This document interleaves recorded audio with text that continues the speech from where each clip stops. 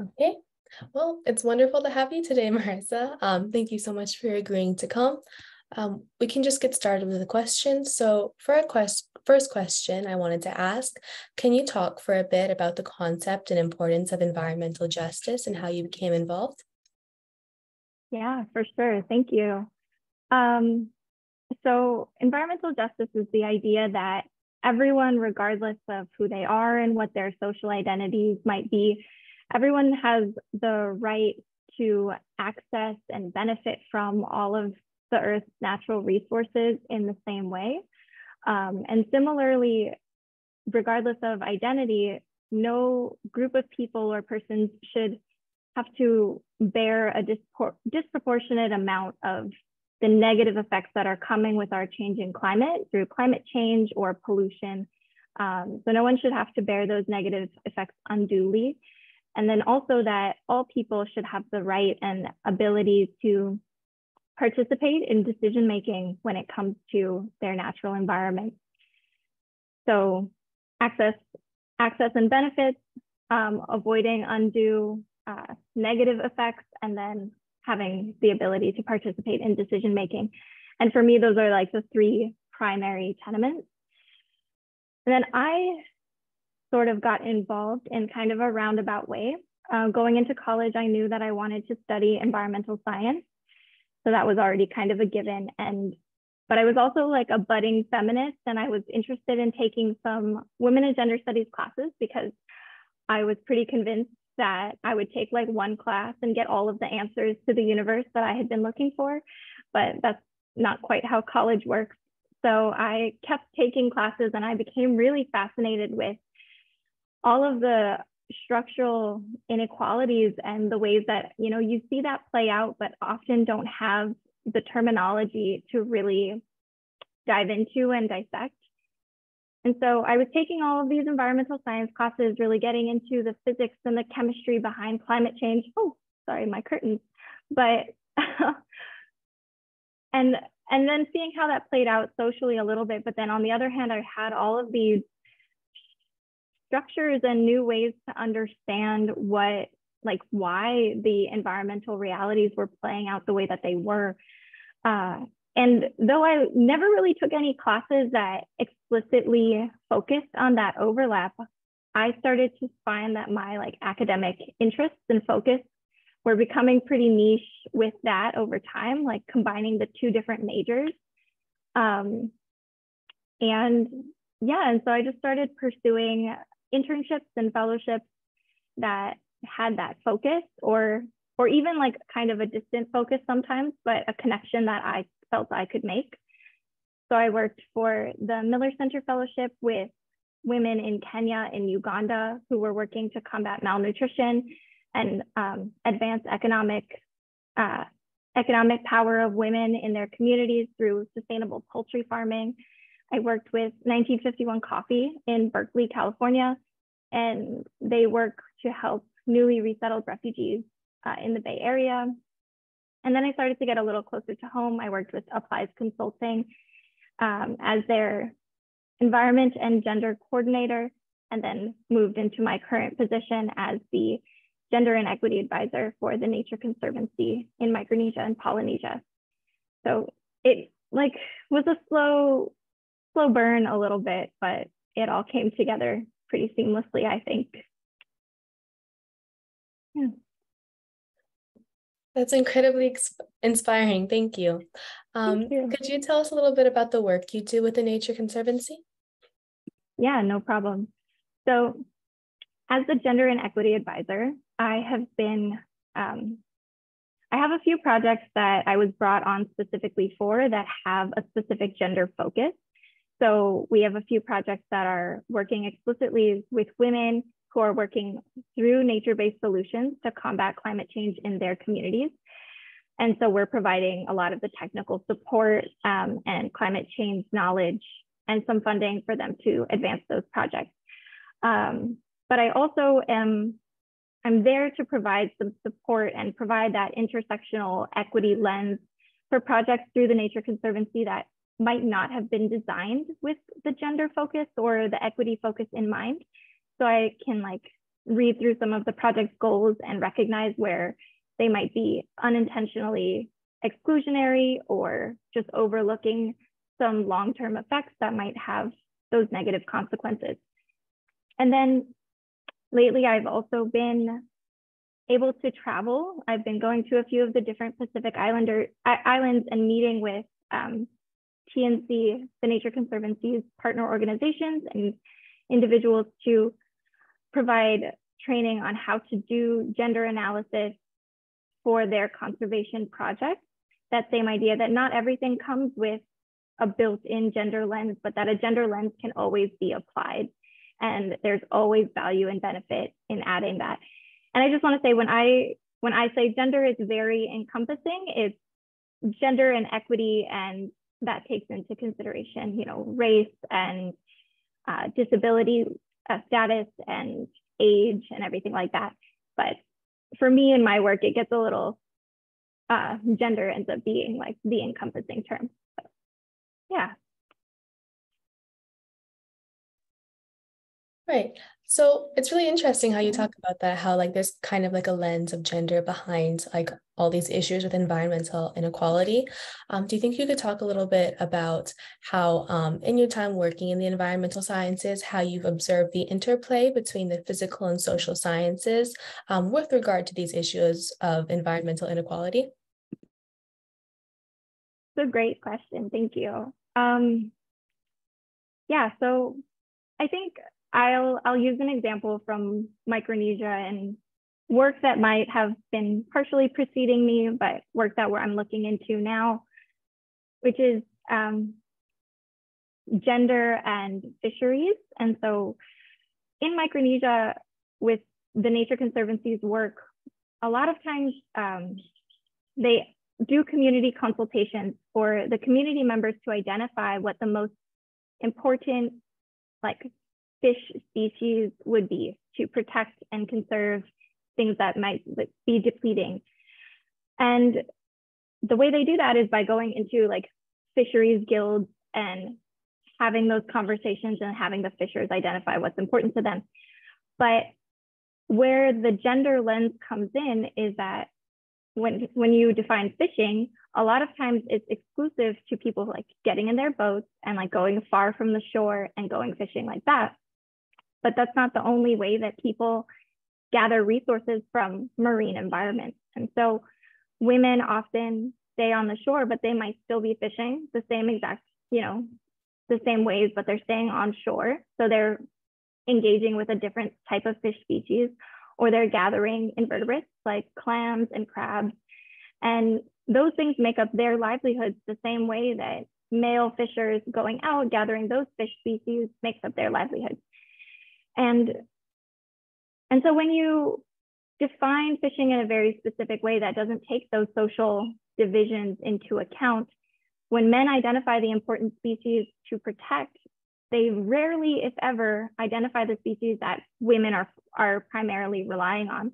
And so a lot of our mangrove crab populations are a lot lower than they would otherwise have been if conservation efforts had been available to women to identify that that was a species that they relied on a lot, and that was vital for the health of the ecosystem and that physical science, the role that that species plays. But they were rarely consulted. And so those species are not under the protections that are offered, or the funding that's available for fisheries projects rarely include nearshore areas.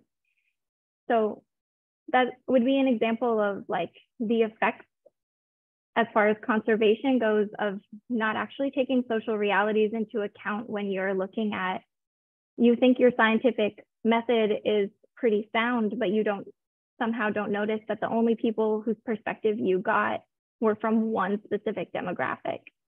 So does that answer your question, what you were hoping?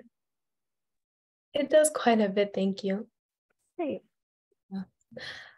Well, this is kind of on another topic, but I wanted to ask, in your opinion, how can Indigenous knowledge and traditional practices be integrated into efforts to promote environmental justice? That is another excellent question.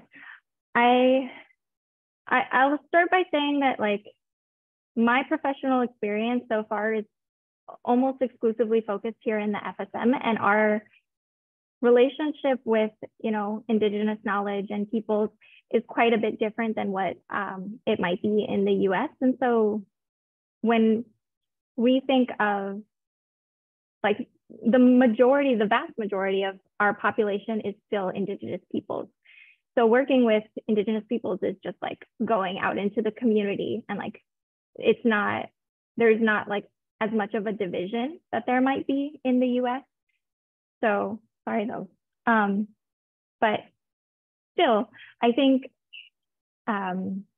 traditional knowledge really is key. Like people have been engaging with these resources and dealing with, maybe not to the same extent, but dealing with changing environments for thousands of years, and respecting the role that, people have and the knowledge that pre-exists from external circumstances coming in is really vital. Like, especially here in the FSM, like people had systems that were very effective at managing their resources. There are fruits that bear at a certain time of year, and native peoples already knew that when that fruit was bearing, that meant that a certain type of fish species was spawning at the same time. They like paid attention to those correlations. And so they had management systems already in place. And like when that fruit is bearing on land, you're not allowed to catch that kind of fish, because they know that is necessary for the continued vitality of our ecosystems.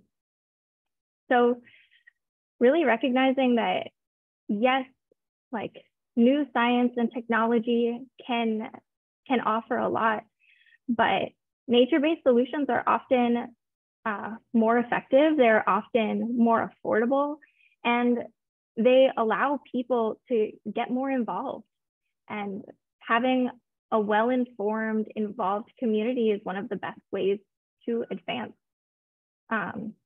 conservation and deal with climate change. So yeah, the value is so intrinsic in the knowledge that people already have. It's a matter of respecting it and incorporating it and finding ways to support where we can. I completely agree. And I love that anecdote you brought out about the fruits and like the fish and how that kind of correlates. It's really interesting like how many nuances there are in just the natural world. Kind of on that note of unity though, I also wanted to ask, in your experience working with the Nature Conservancy, how can partnerships between the government, non-governmental organizations, and local communities be effective in promoting environmental justice? Yeah. So thus far, my experience with the Nature Conservancy has been primarily our organization with other NGOs and then with local communities. I haven't worked directly with any government partners yet, but I think my answer would still stand, which is that there needs to be a level of, respect for every like entity that is working for these different, not even different, for the exact same goal.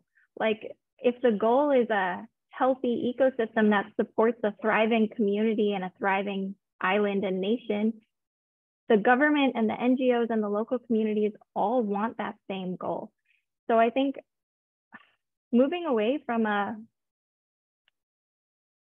so much value or importance being put on like people taking ownership or credit for the work that's done.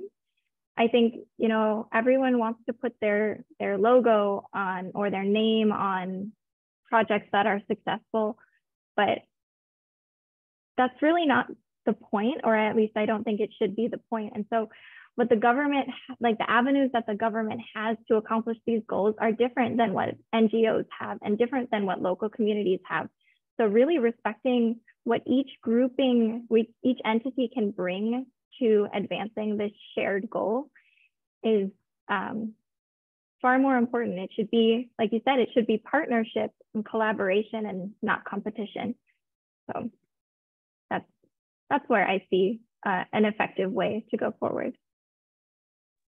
That was beautifully said. Thank you. And that kind of is similar to our next question too. I wanted to ask, how do you believe environmental justice should be addressed on a more global scale, particularly in international climate negotiations?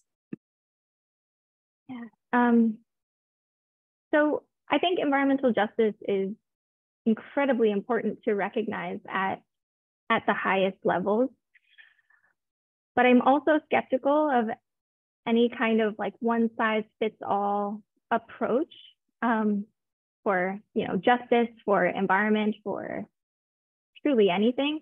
I think that there's so much diversity in our world and so many different, like, apologize that the lighting is changing so much, but there's just, there needs to be room, there needs to be flexibility. So I think at the highest levels, an effective approach is to, you know, develop structures that are designed to be flexible. So one of that project I was talking about, working with women in local communities to do nature-based solutions, it has a structure. It was designed so that, you know, we have the funding and we have a plan, but the Nature Conservancy and its partners are not coming in with a specific goal or a specific focus area even. So we're reaching out to local women's groups, and those women are identifying what the issues that they're facing are. We haven't identified that, like, across all of the Micronesian islands, sea level rise is the primary issue that we want to focus on in this project. We're going to each grouping of women and asking them, what do you need help with? Like, where is the issue? Like, what is affecting your life and your livelihood and your family?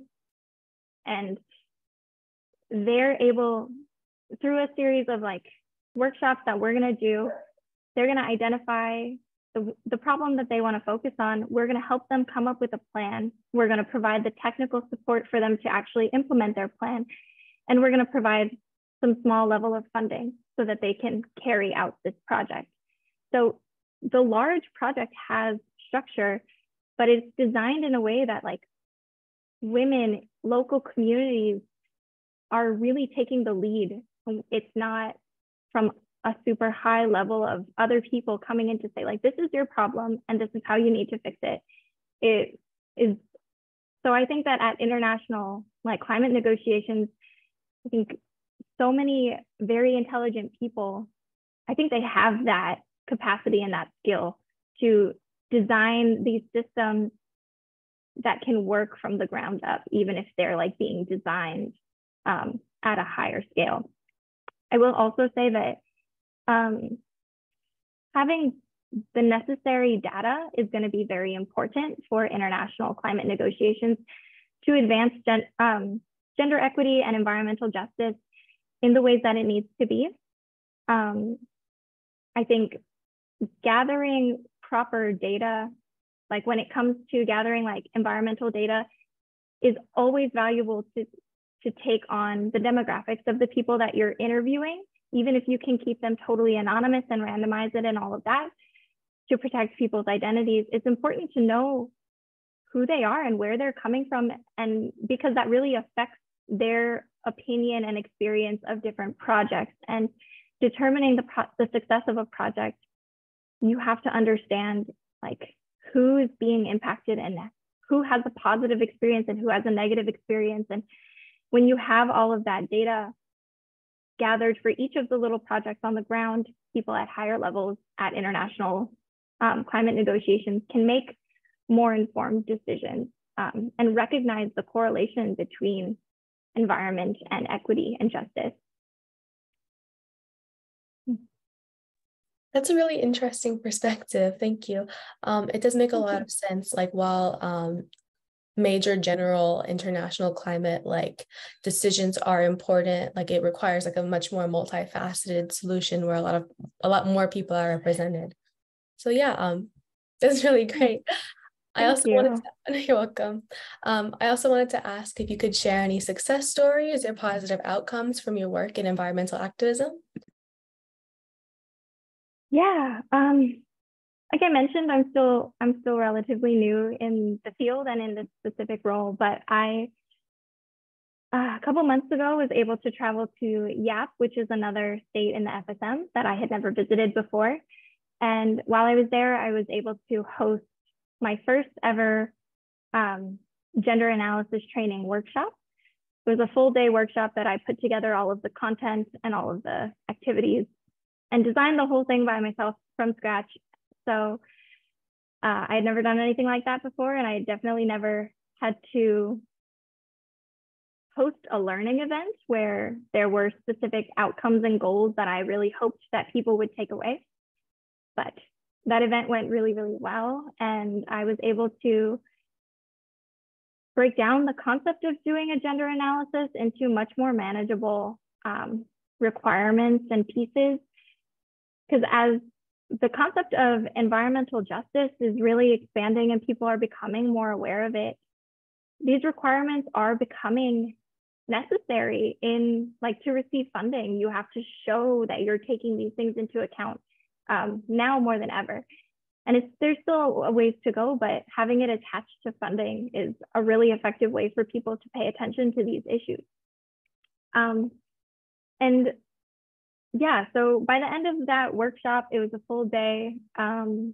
People were really giving positive feedback, saying that they knew how they were going to be able to take these activities, these questions, these themes, and really apply them to all of their various conservation and climate change adaptation efforts. So it wasn't a huge group that I was speaking to, but I was receiving positive feedback from the people there. And I think, yeah, it really made me feel like I had a really positive impact, and that, the work that I do can spread, and the more people that are doing it, the better off the country will be. So that was one of my big personal successes. Well, congratulations. That sounds really exciting. And I do love the work that you're doing. I think it's so important just to spread information to people, to make sure that in their actions to preserve the environment, they're also preserving social progressiveness, and making sure that we see these angles of gender inequality. So that's really exciting. And you're welcome. And for our final question, I just wanted to ask, this is kind of a cute question, but what advice can you give to young people who are interested in pursuing a career in environmental activism? Oh man. I think just do it. I think there are so many, the same way that there's so much diversity in our world, there's so many unique ways that you can make environmental activism into your career, or integrate it into your life if it's not just the career focus. You can, go into politics, you can go into law, you can work at an NGO, you can be a voice in your community actively searching for better treatment and a greater focus on these issues. It's really little incremental decisions that you make that eventually build a career. And so you don't have to start out with the perfect job that exclusively focuses on exactly what you want it to do. And sometimes you don't even know, you have these passions, but you don't know how to make them into an active career. So you just take these little steps. You say yes to these little small different opportunities, and slowly you pave the way to a job or a career that lights you up, that you're excited about. And sometimes you'll have outliers. You won't not every single opportunity is going to lead you directly where you want to go, but you can always learn from them. And yeah, really say yes to what comes your way. The potential that you have is amazing, but life is not measured based on what you could have done. It's based on what you actually do. So say yes to what you want to and like really throw yourself behind it and commit and have a good time and take care of yourself while you do all of that. Yeah. My slightly cheeky answer for your question. Okay, well, thank you. That was a very good answer. I think a lot of our JSAers have super niche interests, whether it be from like clean water accessibility or walkable cities. So I think they'll love hearing that. Yeah. That's all the questions that I had. Thank you so much for coming. I think this is a very rich conversation. Thank you. Thank you, Tazia. Thank you, Colette. It's been great to get to know you while we put this all together. Right. It's been wonderful getting to know you as well.